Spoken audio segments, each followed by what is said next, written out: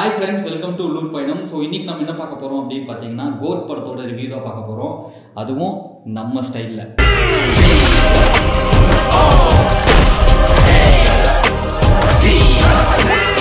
நிறைய பேர் நம்ம வீடியோ வந்து ஃபாலோ பண்ணாமே பார்த்துட்டு இருக்கீங்க. ஸோ மறக்காமல் ஃபாலோ பண்ணிக்கோங்க. எப்படியோ ஒரு வழியாக படத்தை பார்த்தாச்சு. இந்த விஜயனா படத்துக்கு டிக்கெட் கிடைக்கிறது ஒரு பெரிய போராட்டமாக தான் இருக்குது. டேய், யாரா புக் பண்ணுது? டேய், வந்தவனே புக் பண்ணிடுறீங்களே, யாரா நீங்கெல்லாம்? எங்கடா இருக்கீங்க?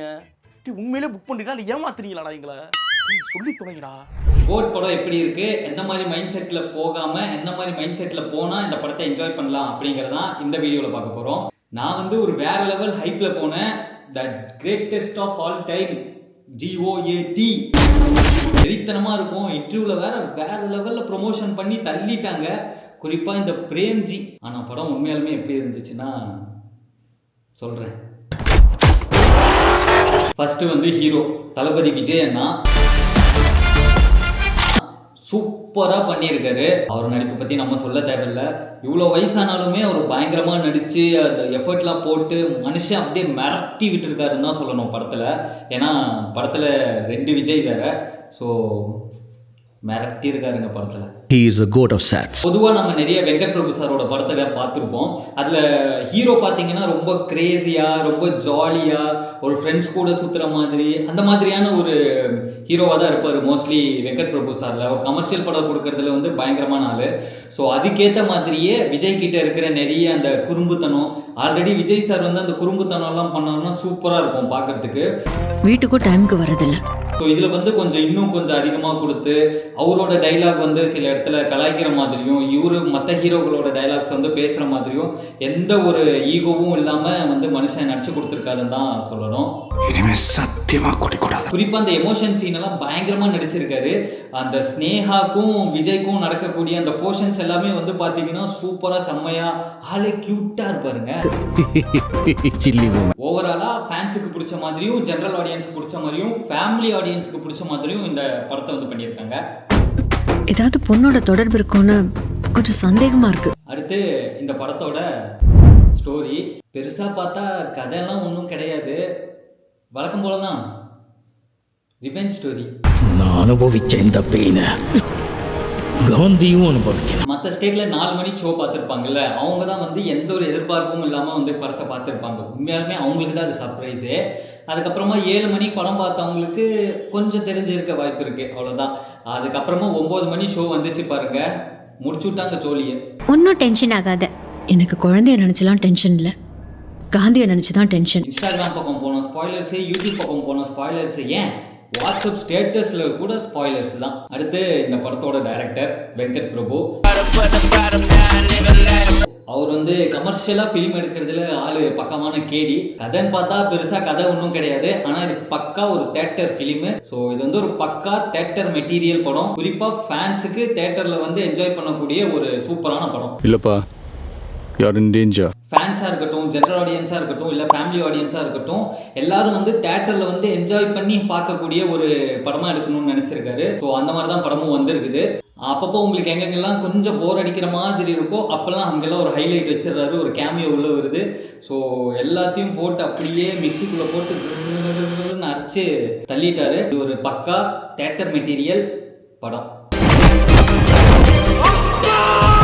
ஒரு சில காமெடியெல்லாம் பார்க்கும்போது என்னடா இது இன்ஸ்டாகிராமில் நம்ம ஸ்க்ரோல் பண்ணும்போது வர காமெடி மாதிரி இருக்கேன்னு சொல்லிட்டு நம்மளால யூகிக்க முடியுது. ஓடிடியில் பார்க்குறத விட தேட்டரில் பார்த்தா தான் அவங்க காமிச்ச சில ரெஃபரன்ஸ் எல்லாம் வந்து ஓகே ஆகும், நம்மளால ஏற்றுக்க முடிகிற மாதிரி இருக்குது.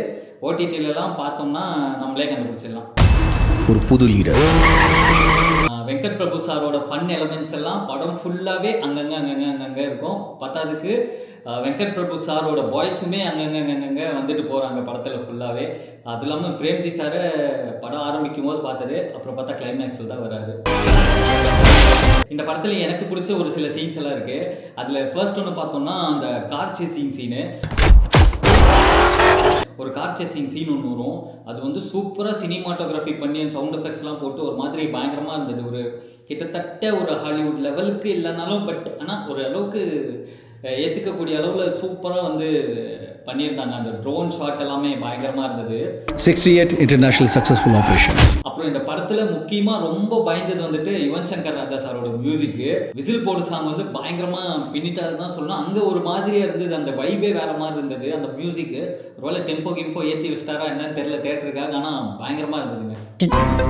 இப்பெல்லாம் அலோஃபா சுத்திட்டு இருக்காரு. அப்புறம் மட்டன் சொல்லிட்டு ஒரு சாங் வரும். அதுலேயும் ஒரு சில விஷயங்கள் நேரம் தெரிஞ்சிருக்கும், பெருசாக எதுவும் சொல்ல தேவையில்ல. அவங்க வராங்க, அதுவும் நல்லா இருந்தது, பயங்கரமாக இருந்தது. யோகி பாபு வர சீன்ஸ் எல்லாமே வந்து சூப்பராக இருந்தது. அவரோட காமெடியும் சொல்லவே வேணாம், நல்லா இருந்தது. குறிப்பாக இந்த படத்தில் பற்றி இன்னொரு மிகப்பெரிய ஒரு ஸ்டெப் இவங்க எடுத்திருக்கிறதுனா அந்த டிஏஜிங் தான். பரவாயில்ல, தமிழ் சினிமாவில் ஒரு நல்ல ட்ரை பண்ணியிருக்காங்க. குறிப்பாக இந்த மாதிரி விஷயத்துக்காகவே நான் படம் ஓடணும். ஏன்னா அப்போ தான் புது புது விஷயங்கள் வந்து மற்ற டைரக்டர்ஸும் வந்து ட்ரை பண்ணுவாங்க. கண்டிப்பாக நம்மளும் எதுக்காகவோ இல்லையோ, பட் ஆனால் இந்த மாதிரி ஒரு சில எஃபர்ட்ஸுக்காகவாவது இந்த படத்தை வந்து நம்ம தியேட்டரில் போய் பார்த்து அதை சக்ஸஸ் ஆக்கணும்.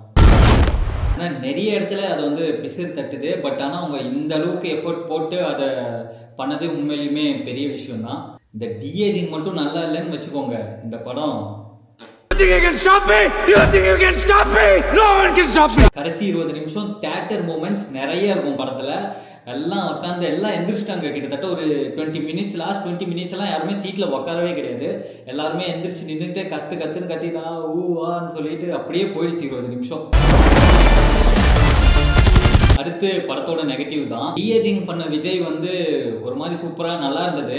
நாளைய தீர்ப்பு மாதிரி ஒரு விஜய் வந்து கொண்டு வருவாங்க, அது போட்டு ஃபுல்லா சொதப்பி எடுத்துட்டாங்கன்னு தான் சொல்லணும். ஏன்னா அவர் சீரியஸா பேசுற டைலாகும் சிரிச்சுட்டே இருக்கிற மாதிரி தான் இருக்கும். ஏதோ ரிலீஸ் டேட் வந்து ஃபிக்ஸ் பண்ணிட்டு அந்த டேட்குள்ளார இது எப்படியாவது இது வெளியே கொண்டு வரணும், அந்த அவசரத்தில் பண்ணாங்களா என்ன இதுன்னு சொல்லி தெரியல. பட் ஆனால் அந்த ஒரு போர்ஷன் நல்லா இல்லை. யுவன் சங்கர் ராஜா சாரோட மியூசிக்கு பாட்டு எல்லாமே ஓகே தான், சூப்பர். பட் ஆனால் எந்த இடத்துலையுமே ஒரு கூஸ் பம்ப் சேர்த்துற மாதிரியான ஒரு பிஜிஎம் எதுவுமே இல்லைன்னு தான் சொல்லணும். குறிப்பாக நம்ம ஞாபகம் வச்சுக்கிற மாதிரி எந்த ஒரு பிஜிஎம்முமே இல்லை. எப்பயாவது நம்ம எந்த படத்தை பார்த்துட்டு வந்தாலும் அந்த பிஜிஎம் ஒரு மாதிரி மனசுக்குள்ளே இல்லைன்னா மைண்டுக்குள்ளே இல்லைன்னா நாமளே அதை வந்து முணுமுணுத்துக்கிட்டே வந்துட்டு இருப்போம். பட் ஆனால் இதில் நம்ம சொல்லக்கூடிய ஒரே விஷயம் GOAT, அவ்வளோதான். அது மட்டும் இல்லாமல் ஒரு சீனை வந்து எலிவேட் பண்ணி காமிக்கிற அளவுக்கு எங்கேயுமே பிஜிஎம் வந்து ஒர்க் அவுட் ஆகலைன்னு தான் சொல்லணும்.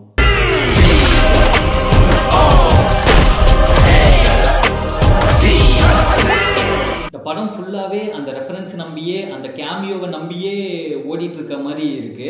அந்த 2 ரெஃபரன்ஸும் கேமியோவும் இல்லாமல் இந்த படத்தை பார்த்தோம்னா தேடி பார்த்தா இந்த படத்தில் ஒன்றுமே இல்லை. ஆல்ரெடி விஜய் சார் படத்தில் இருக்கிற சீன்ஸாக இருக்கட்டும், இல்லை அவருடைய படத்திலேயே வர நிறைய விஷயங்கள் ஆகட்டும், அதுவே ரிட்டனாக பார்க்குற மாதிரி தான் இருக்குது. மருதமலை மாமணியே முருகையா. விஜயண்ணாக்கார அடுத்து ஒரு படம் தான் இருக்குது, அதுக்கப்புறமா ஒரு அரசியலுக்கு வந்துடுவார். ஸோ அதனால் விஜய் படத்தில் இருக்கிற எல்லா டைலாக்ஸும் எடுத்து ஒரு மேஷப் மாதிரி ட்ரை பண்ணி பண்ணாங்களா? பட் ஆனால் தேட்டரில் பார்க்கும்போது வேறு லெவல் என்ஜாய்மெண்ட்டு, ஒரு வேறு லெவல் செலிப்ரேஷனாக தான் இருந்தது. நீங்கள் வந்து புதுசாக ஒரு விஜயை பார்க்கணும், நீங்கள் வந்து புதுசாக ஒரு விஜய் ஸ்டோரி பார்க்கணும், இல்லை வேறு ஏதாவது பார்க்கணுன்னு நினச்சி போனீங்கன்னா அது கிடையாது. அதுக்கப்புறமா இந்த படத்துக்கு போகிறவங்க நான் வந்து இதெல்லாம் நோட் பண்ணுவேன், நான் வந்து அப்படி பார்ப்பேன், நான் வந்து இப்படி பார்ப்பேன், எனக்கு லாஜிக்கெல்லாம் முக்கியம் அப்படின்னு நினச்சி இந்த படத்துக்கு போனாங்கன்னா அவங்களுக்கு நான் இப்பயே சொல்கிற ஒரே விஷயம், தயவு செஞ்சு வீட்டிலே இருங்க. படத்தில் VFX அப்படின்னு சொல்லி எடுத்துக்கிட்டோம்னா இன்னுமே கொஞ்சம் பெட்டராக பண்ணியிருக்கலாம் தான் தோணுது. கிளைமேக்ஸில் வந்து நம்மளாலே அதை வந்து ஈஸியாக பார்க்க முடியுது.